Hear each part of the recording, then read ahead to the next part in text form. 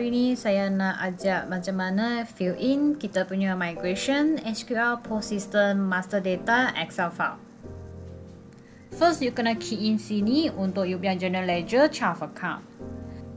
So dekat note sini you boleh nampak kita ada satu sample untuk you punya account type dengan special account. You just fill in dekat sini bagi kita. So kita akan migrate masuk you punya SQL.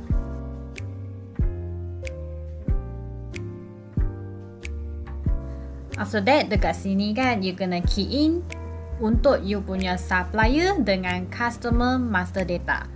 Okay, dekat code sini, actually you tak payah fill in. So, kita akan ambil you punya first alphabet dengan number. Kita akan running dengan susun bagi you. Control account means that you punya trade debtor control account number apa. So, you kena fill in dekat sini. After that, company name. If let's say dia ada old company name, you boleh fill in dekat company name too. And also you pun boleh letak you punya company category, area, agents.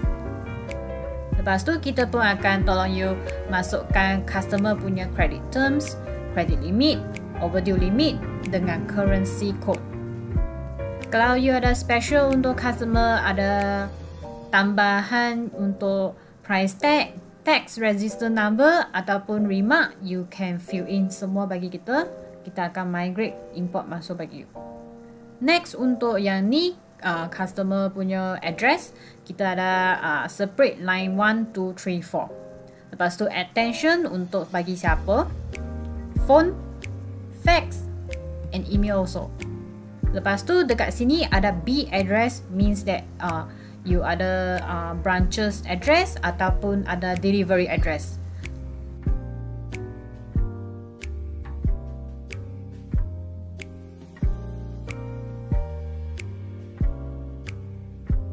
Next, untuk yang stock group punya tempat sini.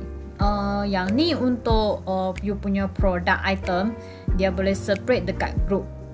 Means that you ada snack group, you ada beverage group, you ada accessory group.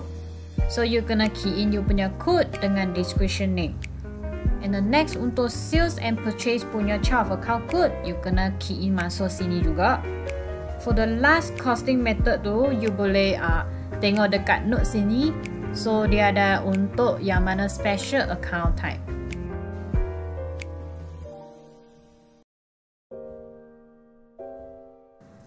For the last step sini, untuk yang you punya stock list, you kena key in semua yang apa-apa you jual punya makanan dengan apa-apa customer request. Example, tambah telur, tambah nasi, less sugar, less ice.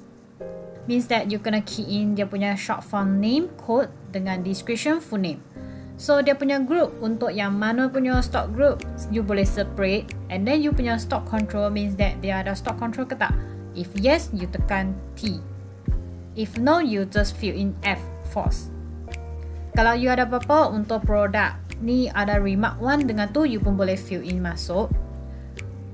After that, dia punya UOM, dia punya reference cost dengan reference price. If let's say you punya satu item, dia ada difference punya UOM, you boleh fill in dekat UOM 2.